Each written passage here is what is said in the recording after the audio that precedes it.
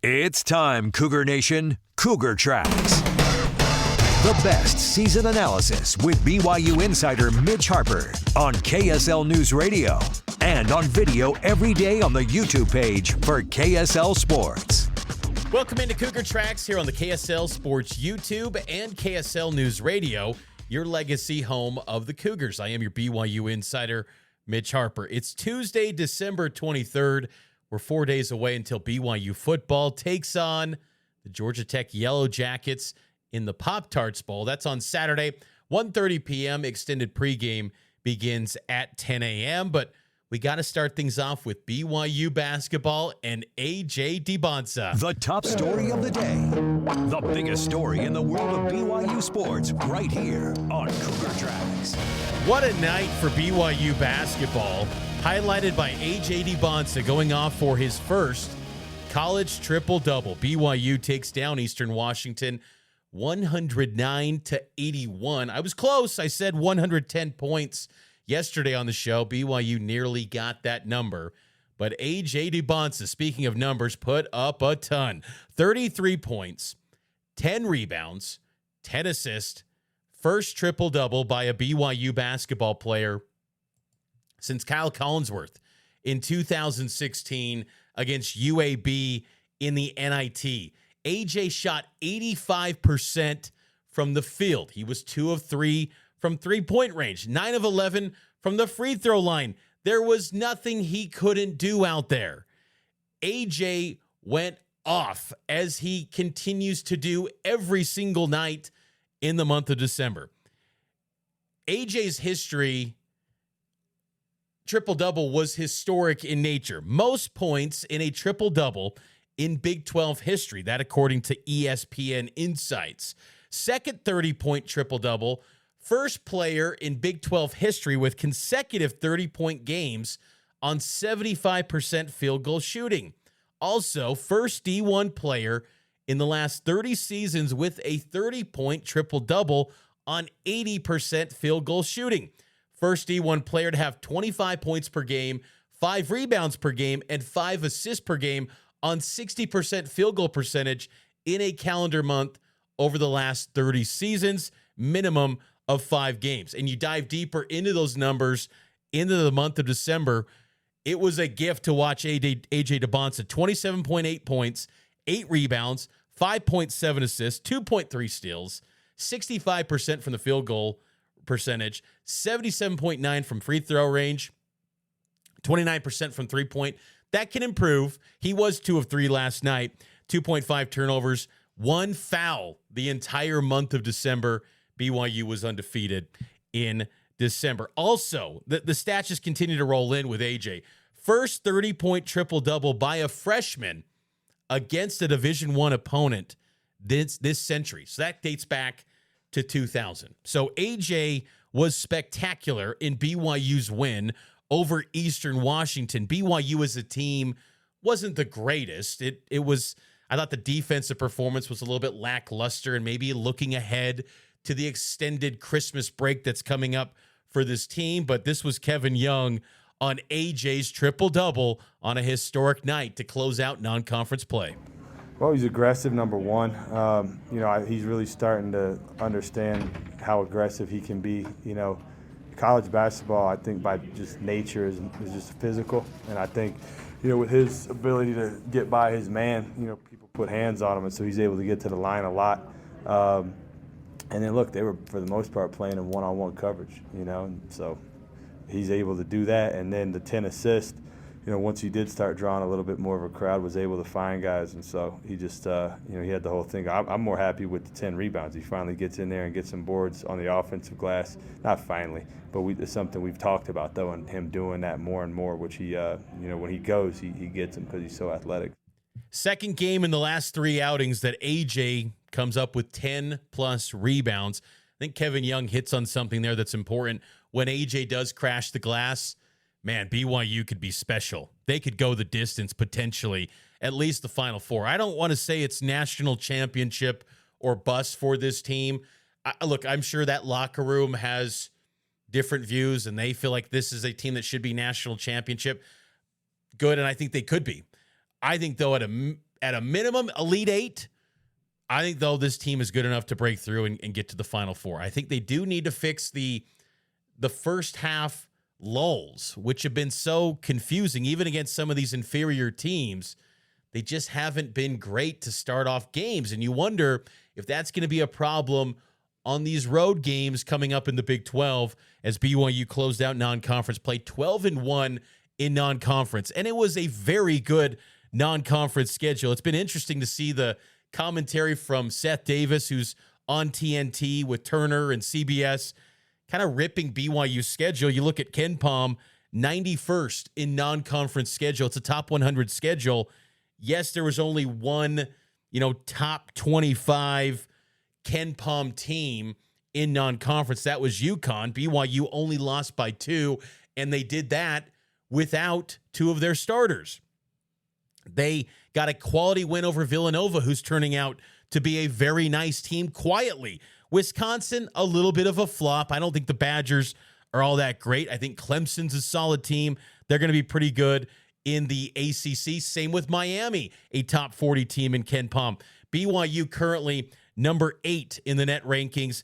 Excellent ball club Kevin Young has. And this team is really good. They are an outstanding group, and they're led by a superstar.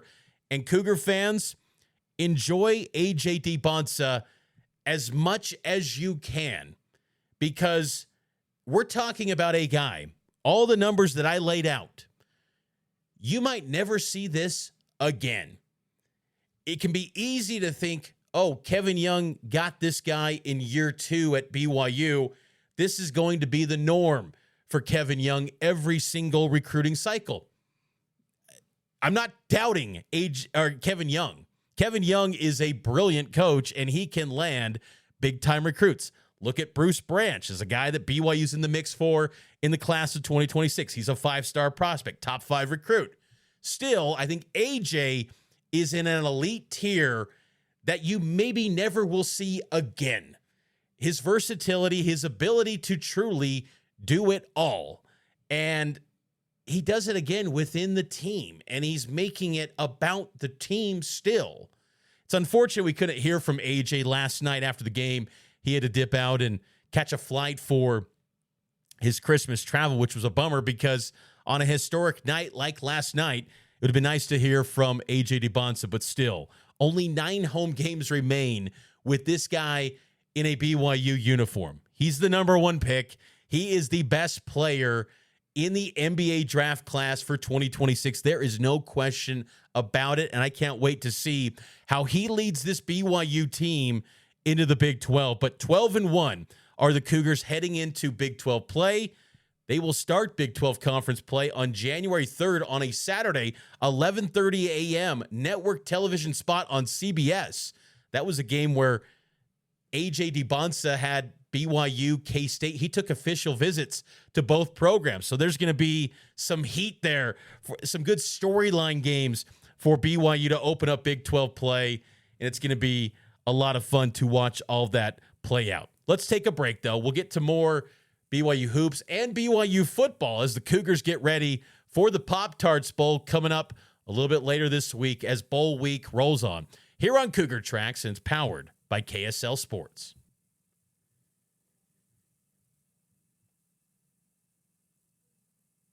Welcome back into Cougar Tracks here on the KSL Sports YouTube and KSL News Radio, your legacy home of the Cougars. Every day, talking BYU sports, hosted by me, your BYU insider, Mitch Harper. Appreciate you for subscribing to this show on audio and video. Subscribe to the KSL Sports YouTube. Like this video. Give us, let's say, 200 likes on this video. If you could, that would be great. 200 likes. Can we do that? Let's do that, Cougar Nation. 200 likes on this video. That would be greatly appreciated. It'd be a nice Christmas gift for me and KSL Sports if you could give us 200 likes on this video. So we talked about A.J. Dybantsa and his great performance against Eastern Washington. BYU basketball is going to have an extended break coming up, in part because, remember, they were supposed to be in the Diamond Head Classic on Christmas Day. That tournament then got canceled, and BYU bounced from that and moved to the ESPN Events Invitational. maybe they just looked at an opportunity to say, let's give them an extended break, and they'll get back at it next week in preparation for Big 12 play. So it's a nice spot to have a break, and at this time of the year, it's the season of giving, and even Kevin Young gave us Heathens in the Media a little bit of a gift. This was KY. So my very, very responsible assistant, Samantha, is going to pass them all out to everyone. You know, it's the least we could do. KY gave us all a Christmas gift. Here it is. I haven't opened it yet. I'm going to open it here on the stream right now. I figured I'd wait. It looks like a cookie, obviously. But I figured, you know what? I'm going to wait to open this on stream because there's a nice little bow. His secretary, Samantha Young, as Kevin Young points out, no relation. Let's see what it is. Let's open it up right here. Let's go unboxing. I am never good with these little ribbons and bows. Oh, I'm actually decent here. I'm opening this one quite well. Don't you hate that on Christmas Day when you have a mom that just goes a little bit extra on the bows and the ribbons, and you're like, I just want to open this thing, but now I got to bust out the scissors to make this happen? I'm going to keep this. To Media from KY. Wishing you joy, love, and peace this holiday season. Thank you, KY. Let's see here. What do we got? Opening up the bag. Let's go here. Let's see. For the audio listener, I apologize. This probably isn't the greatest audio experience, but you can go watch the full thing on video. Okay, got it open here. What do we got?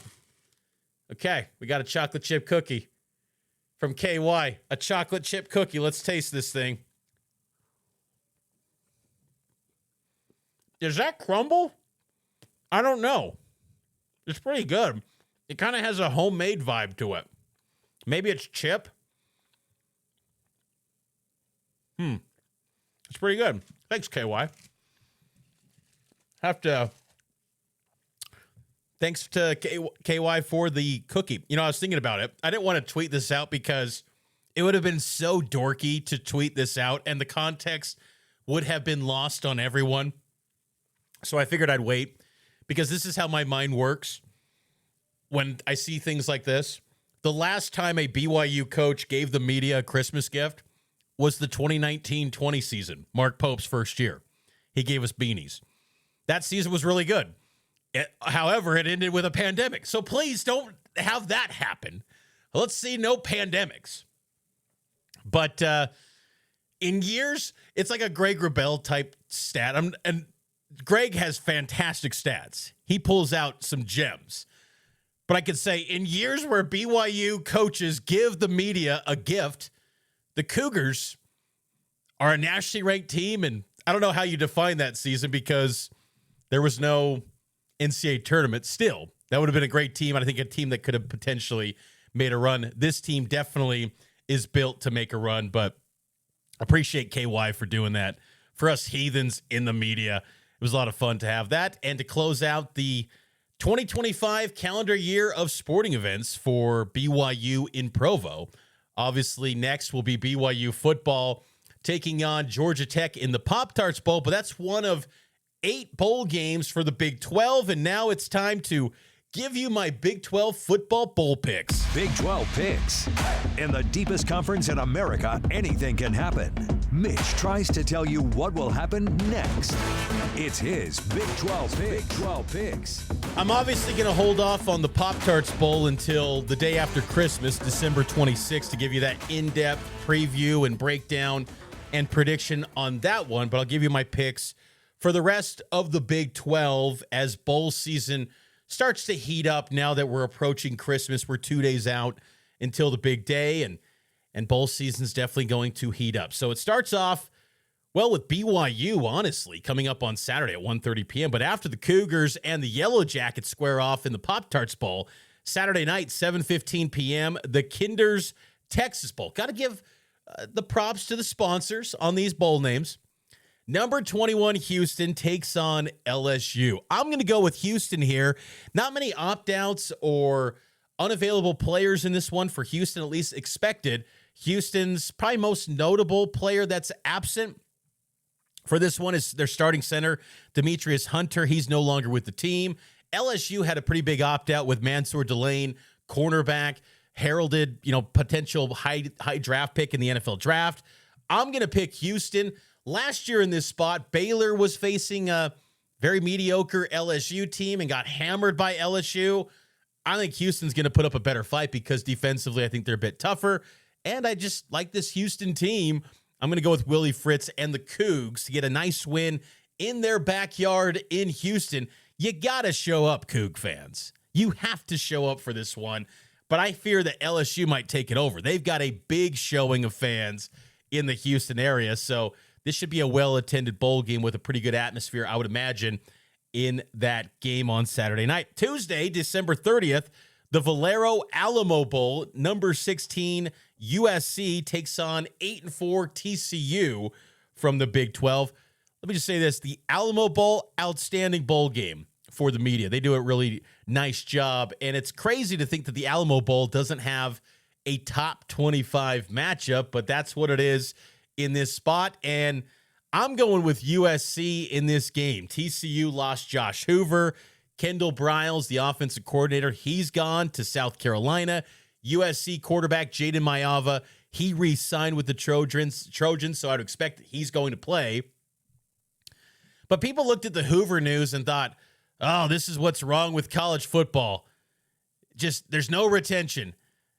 Honestly, I'm not kind of surprised by it because doesn't it feel like Josh Hoover peaked a little bit at TCU where it just kind of was the same thing over and over, and he kind of maxed out what he could do at TCU. His finest hour still will be 2023 against BYU, where he just ripped apart the Cougars.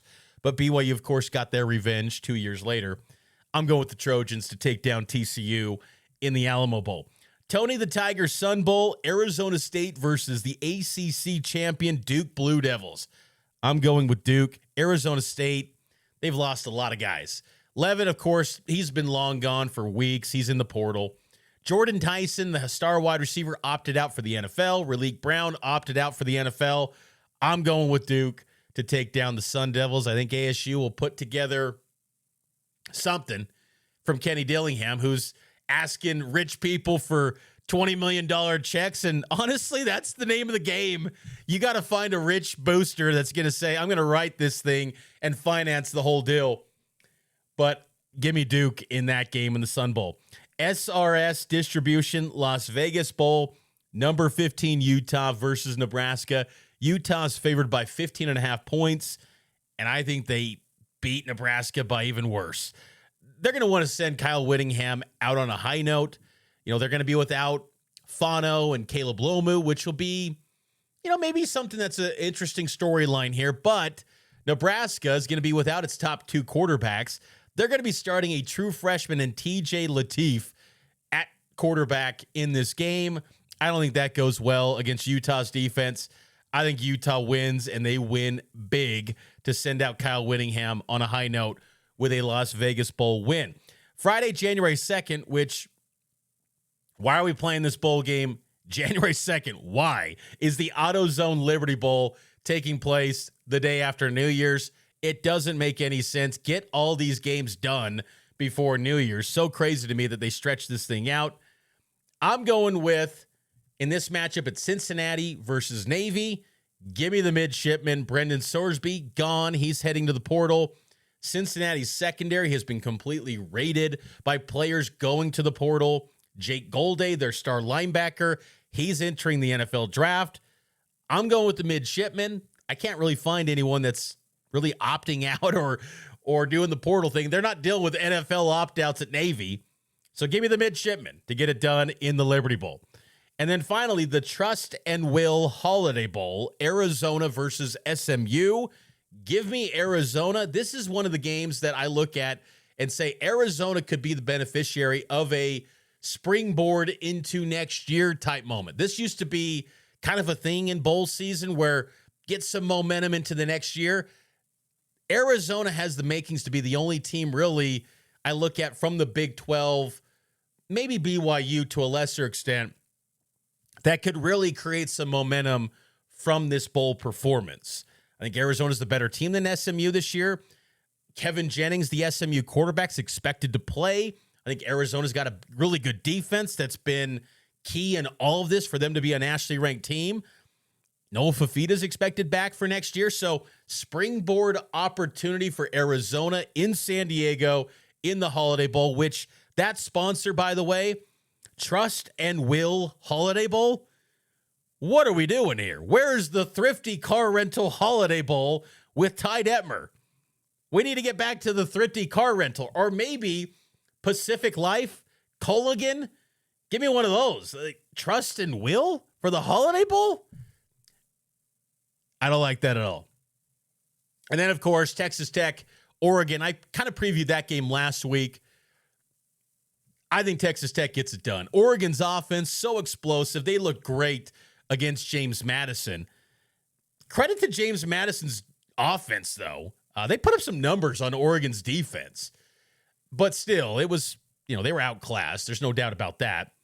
But Texas Tech's defense is a complete beast that I don't know, quite frankly, that Oregon's ready for that. We'll see.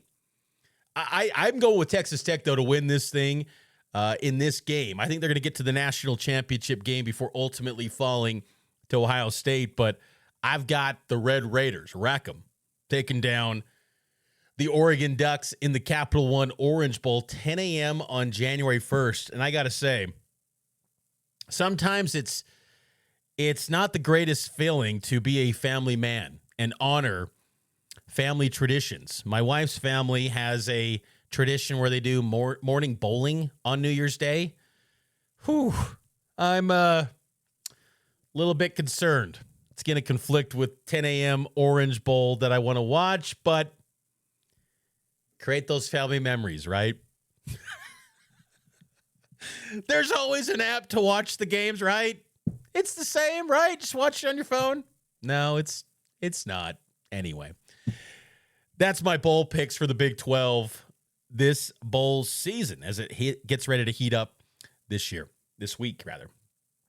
Final break. BYU football lands in Orlando. Let's hit on that next here on Cougar Tracks. Welcome back into Cougar Tracks here on KSL News Radio and the KSL Sports YouTube page. Mitch Harper here with you. BYU football is in Orlando. The Cougars are getting ready for the Pop-Tarts Bowl. Number 12, BYU versus number 22, Georgia Tech, a top 25 clash in the People's National Championship is what the Pop-Tarts Bowl brands itself as this year.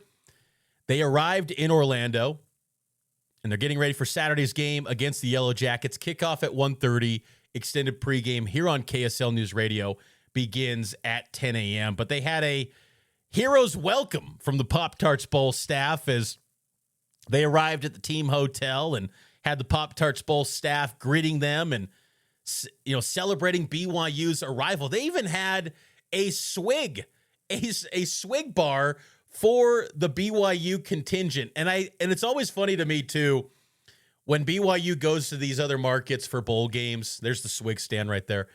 When they go to these other markets, I think these places get blown away by the amount of people BYU travels to these bowl games because you've got the family of the coaches. Heck, you've even got the wives of some of the players. And it's not as large of a number married players as it's been in the past. I mean, that's just kind of an educated guess, kind of eyeball, taking a look at that with BYU. But still, the travel parties for BYU for bowl games are so much bigger than what you typically see from these college football teams that go out for a bowl game. Usually it's just the guy and the football staff, and that's that, and then some administrators.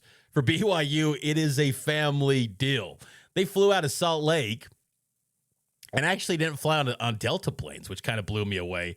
They were on American planes. I was kind of surprised by that. Usually, Death, Texas, and BYU flying on Delta. That kind of caught me by surprise that they were flying on American. But still, BYU is in Orlando gearing up for the Pop-Tarts Bowl. And, seeing those clips as I just showed on the YouTube video here, why is it needed that you have to have like a video game, the Pop-A-Shot? The Pop-Tarts Bowl is really cool. And the players had a kids' day, where they were with the local kids in Orlando on Tuesday. But still, I'm thinking, is that needed now? I bring that up because I think in this era where we're questioning bowl season, look, I like the bowls. I am not this person that's going to say, give me less football. That Potato Bowl yesterday, Utah State, Washington State. Yes, I was absolutely watching Jacob Conover try to mount a comeback for the Aggies. How about that for a throwback name? I was tuning in at 2 p.m. on a Monday. Yes, I'm watching that. Like, give me that action. I'm in. Still, I think that for the players, though, there's got to be a little bit more than just the bowl game and maybe a swag bag. And I think you got to give these guys cold, hard cash. Say this Pop-Tarts Bowl, the best non-playoff bowls that have the biggest sponsors, so like the Pop-Tarts Bowl, the Alamo Bowl, maybe you can get the biggest corporate sponsored dollars on the line that makes these games desirable outside the playoff and say, hey, there's $1 million on the line, maybe $3 million on the line that's spread out through the team. I don't know what that would break out to by player. Maybe the BYU general manager would have to divvy up, the most impactful players get a higher cut, but still dish out cash. That to me would make these games more meaningful and more exciting. I was watching the Players Era basketball tournament in Thanksgiving. I loved it. Every night I'm watching games on TNT and seeing these players compete for millions of dollars. And you're thinking it adds to the appeal of these games when these guys are just laying it all out on the line. Granted, those are regular season games that help build a resume for the NCAA tournament. But then on top of it, you've got money. I just think that with how much money demands the conversation, and if you want to prevent opt-outs and players actually wanting to play, and BYU's better than most programs on that front, still have some cold, hard cash on the line. I just don't think you need to have the excess, all this food, all this, like the video game stand, all that. Maybe cut it by a few days and say money's on the line. That's what it's going to be. Now, how do you change that?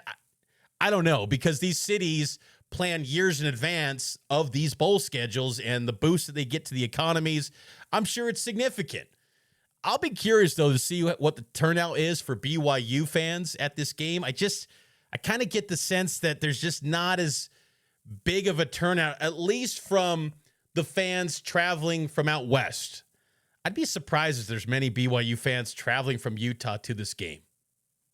I bet the Southeastern fans, I have family that live in Orlando, and they're going to be at the game. And I'm sure their wards and their stakes, they're going to be in Orlando for this game. And they're going to be there at the Pop-Tarts Bowl for sure. But for the fans that are, traveling from Utah to this game, I don't know if that's going to be as large of a number this time around. Flights were really expensive for this game to get to Orlando on short notice. You're talking, $900, $1,100 for a nonstop.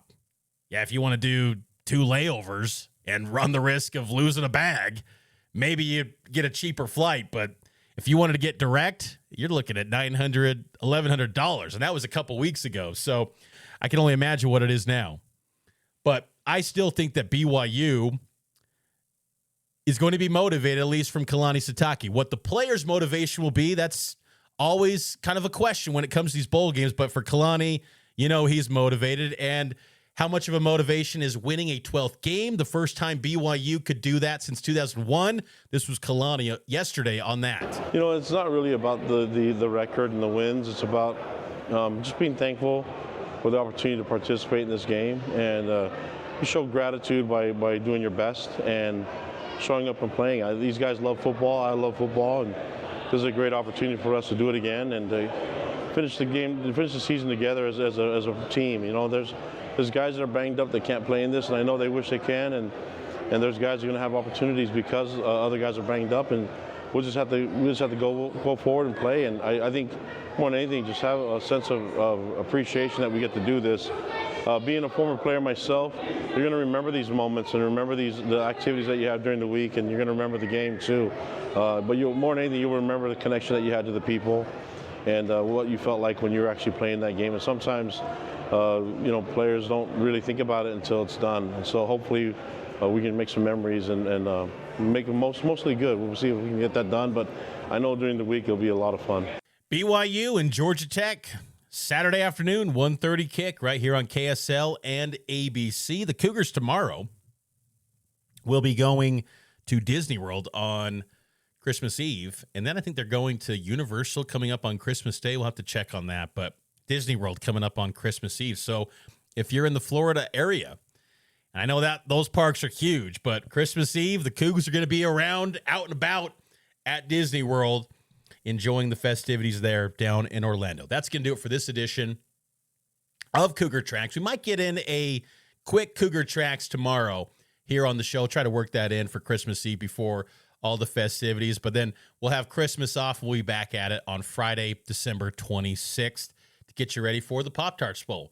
Merry Christmas to everyone. Have a happy holidays, and I'll talk to you next time here on Cougar Tracks, and it's powered by KSLSports.com.